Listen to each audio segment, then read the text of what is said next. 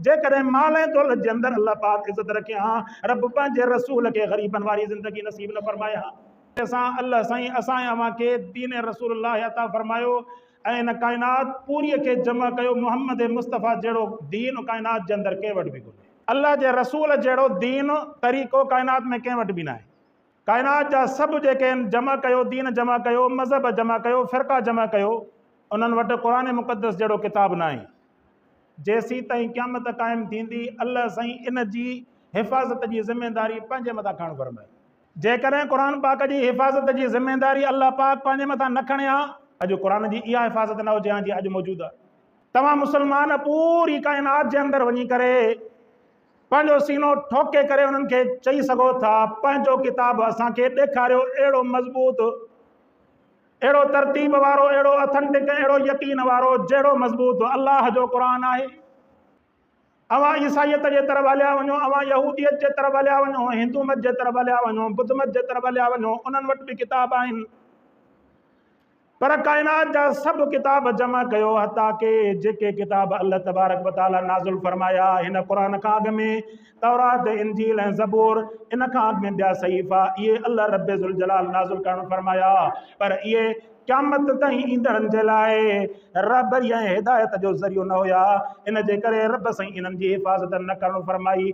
क़ुरान 1400 साल अॻु में जॾहिं खां नाज़िल थियो, जेसीं ताईं क़यामत क़ाइमु थींदी तेसीं ताईं हिकु हिकु इंसान जे लाइ रहबरी ऐं रहनुमाई जो अल्लाह तबारक व तआला इमाम बनायो। तंहिंजे करे अल्लाह पाक क़यामत जे क़ाइमु थियण ताईं क़ुरान जे लफ़्ज़ लफ़्ज़ जी हिफ़ाज़त जी ज़िमेदारी पंहिंजे मथां खणणु फरमाई। अल्लाह तबारक व तआला तव्हां असांखे जन्नत त ॾियणु फरमाईंदो, पर पंहिंजे अमल जे ज़रिए सां। जेकॾहिं बग़ैर अमल जे अल्लाह खे जन्नत ॾियणी हुजे हा, रब साईं इन इंसान खे काइनात जे तख़्ते ते पैदा न फरमाया हा। इंसान खे अल्लाह तबारक व तआला इहा ताक़त ॾेई पैदा फरमायो, इंसान तुंहिंजे अंदरि मां फर्माबरदारी जी ताक़त बि रखियमि ऐं नाफ़रमानी जी कुवत बि रखियमि। हाणे जेकॾहिं फर्माबरदारी करे ईंदे त जन्नत ॾींदोमांइ, जेकॾहिं नाफ़रमानी करे ईंदे त जहन्नम जी बाहि में चढ़ाईंदोमांइ। जेतिरो वॾो इनाम आहे ओतिरी वॾी रिस्क बि आहे। जेतिरो वॾो इनाम आहे, जन्नत जो तमामु वॾो इनाम आहे, त साईं ओतिरी रिस्क बि आहे। साईं तव्हां नमाज़ न पढ़ो, तव्हांखे को चवण वारो कोन्हे। तव्हां अल्लाह जी नाफ़रमानी कयो, तव्हांखे बाज़ारि को चवण वारो कोन्हे। हा, क़बर जे अंदरि वेंदा, मण मिटीअ जे हेठां पवंदा, त बि उते जेके बाहि जा शोला हूंदा, उते जेके नांग बलाऊं ऐं विचूं हूंदा, त पोइ बाद में वरी तव्हांखे मोटण जो मौक़ो ई कोन मिलंदो। जेकॾहिं तव्हां ॾिसो कंहिं थिएटर में, कंहिं पार्क में, कंहिं मैदान में को लंघो घुरायो, मेलो लॻायो, मलाखड़ो लॻायो, केॾी बि गर्मी हुजे, माण्हू पैसा ॾेई बि उते जेके आहिनि पंहिंजनि बचनि ॿारनि समेत अचे बीह रहंदा, अबा मेलो थो हले, मलाखड़ो थो हले, लंघो गीत थो ॻाए, हलो तारी करे ॿुधूं। त अल्लाह जो फ़र्ज़ु आहे रोज़ानो 5 वक़्त असांजे कननि ते आज़ान जो आवाज़ु पवे थो, अल्लाह जे घर खां आवाज़ु अचे थो, क़ुरान जो आवाज़ु ॿुधूं था, पर असांखे का परवाह ई न आहे। असांखे ईमान न, इहो छा आहे, ईमान न आहे असांजे अंदरि। जेकॾहिं ईमान हुजे न, उनजो मां तव्हांजे साम्हूं मिसाल अर्ज़ु कयां। हिकिड़ो नौजवान आहे, उनखे अल्लाह तबारक व तआला बिल्कुलु सिहत ॾिनी आहे, हर एतबार सां मस्जिद जे पाड़े में रहे थो, लाउड तां हुनजो अल्लाहु अकबर जो आवाज़ बि ॿुधे थो, टाइम जी बि ख़बर आहे, घड़ी बि हर शइ बि आहे, पर नमाज़ ते नथो पहुचे, छो त ईमान न आहे। ऐं ॿियो मस्जिद खां 2 किलोमीटर परे थो रहे, ओ हुन कुंड ते वञी रहे थो, पर हर वक़्त में फ़िक्र इहो आहे जॾहिं आज़ान अचे त पंधु करे वञी करे अल्लाह जे दर ते सजदो ॾेई अचां। उहो पोड़ो ज़ईफ़ुल उमिरि 50 साल वारो, 60 साल वारो, 70 साल वारो लठ ते टेक ॾेई करे बि अल्लाह जे दर ते हाज़िर थिए थो, छाजे करे उनजे क़ल्ब जे अंदरि अल्लाह ईमान जे नूर खे रोशन करणु फरमायो। उनजे अंदरि ईमान आहे। मरण खां बाद में मूंखे इहो अल्लाह जी फर्माबरदारी कमु ईंदी, मूंखे रब जे दर जा सजदा कमु ईंदा, मूंखे अल्लाह तबारक व तआला जे नाले ते वञी करे जेको सजदा ॾियां थो, इहे सजदा ऐं इज्ज़त ऐं न्याज़ ऐं अल्लाह जी फर्माबरदारी इबादत कमु ईंदी। ये दुनिया जा जेके भी पैसा आहिनि, माल दौलत, इन्नमा अम्वालुकुम व औलादुकुम फितना, ये तव्हांजे लाइ माल ऐं तव्हांजे लाइ औलाद इहो फितनो आहे। इहो फितनो उन वक़्त में आहे जॾहिं तव्हां ॾींहं राति रुगो माल कमाइण में लॻा पिया हुजो, न उनजी ज़कात अदा कंदा हुजो, न उनजा सदका ॾींदा हुजो, न औलाद खे क़ुरान सेखारियो, न औलाद खे अल्लाह ऐं अल्लाह जे रसूल जी फर्माबरदारी सेखारियो, बसि ॾींहं राति इन कोशिशि में त माल अचे, माल अचे, माल अचे। हिकिड़ो पैकेज पूरो थियो, हिकिड़े तरफ़ खां माल कमायो, नौकिरी हिकिड़ीअ मां लख रुपया कमाया, वरी ॿी नौकिरी वरितीसीं, ईअं माल जी हवस कमाईंदे कमाईंदे कमाईंदे मौत ईंदो। इन अज़ीज़ो, तव्हां जेकर इन हवस ऐं लालच में रहंदा, ज़िंदगी भर तव्हांखे ईमान जे तरफ़ अचण जो मौक़ो ई न मिलंदो।